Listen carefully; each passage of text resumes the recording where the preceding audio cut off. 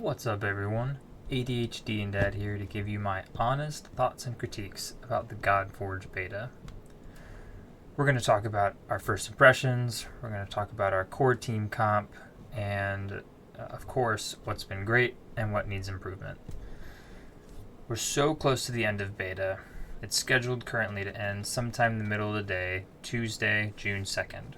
But it doesn't mean you can't come get a taste of the game before it's done. You can still sign up right now. Check out my creator link in the description to get into the game.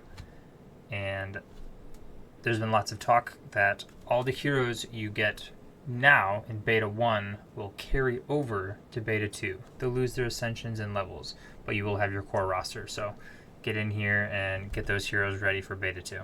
So my first impressions of the game were definitely overall positive. I really enjoyed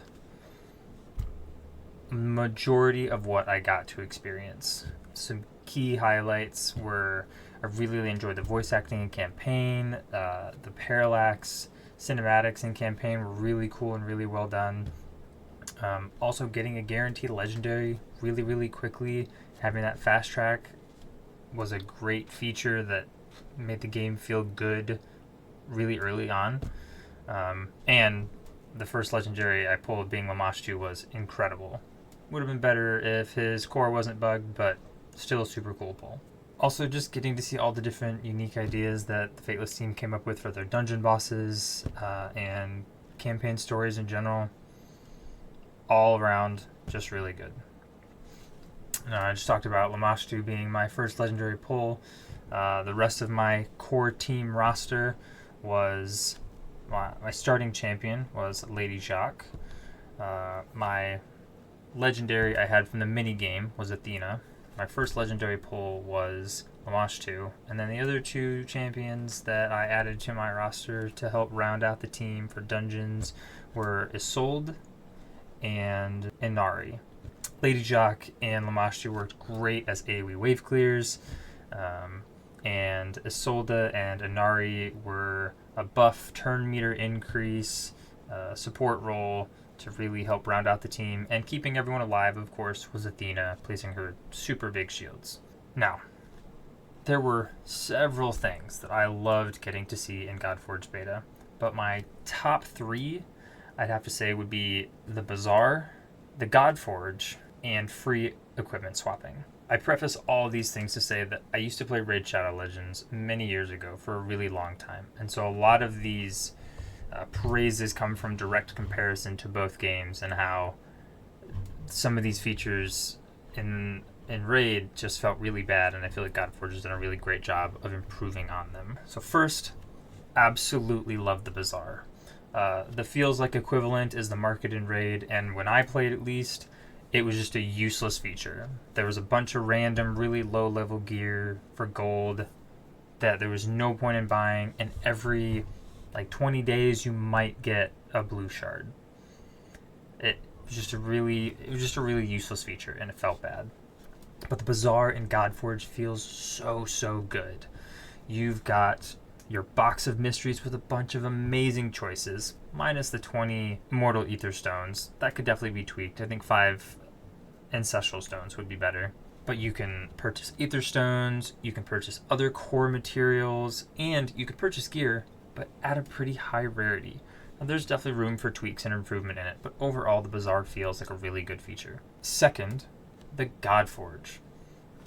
Aesthetically, looks cool, but my big praises for this are the immediate pity system, which is an important feature in a game, but specifically the Echo Fragment system.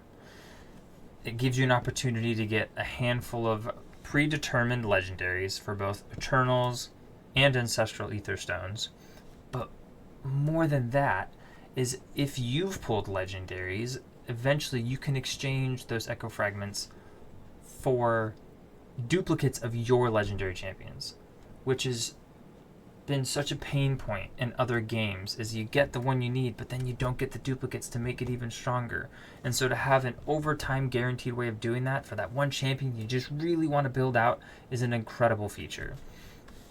And on top of that, if that wasn't already great enough, if you go to their pull chance page, you can see that Raid, for their equivalent of Mortal Ether Stones, their green shards, you can only pull up to rare rarity champions. You can't get epic and legendaries.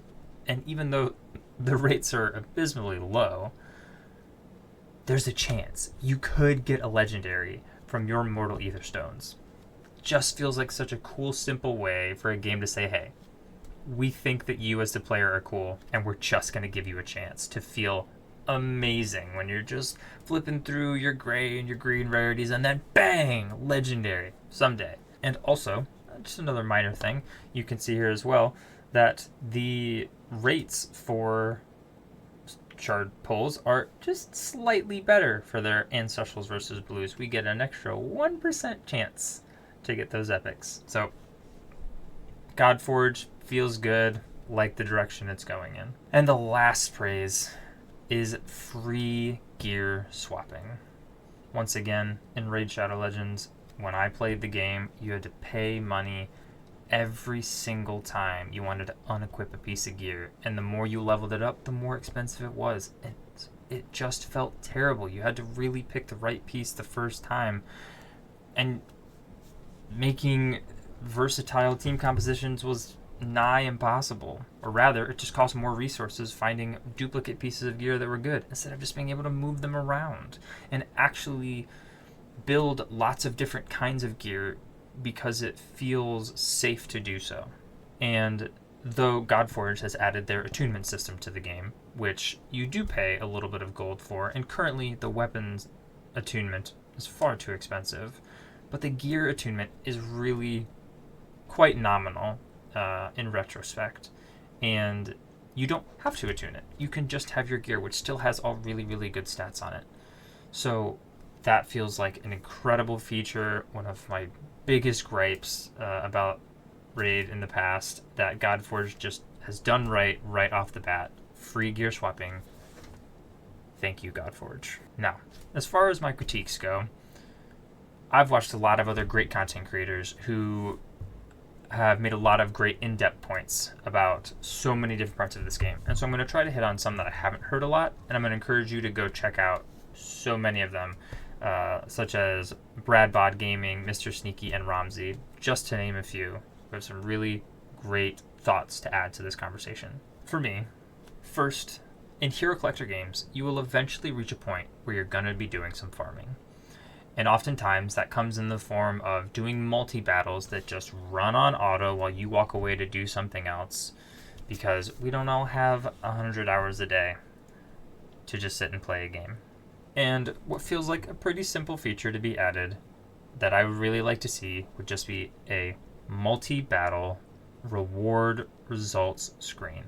I want to see everything I got for those 100 multi-battles I just did. I want to see all the gold. I want to see the XP. I want to see the heroes. I want to see the stones. Whatever it is, I just want to see a page with everything on it. And for those gear dungeons, I'd love to be able to sell my gear from that page as well.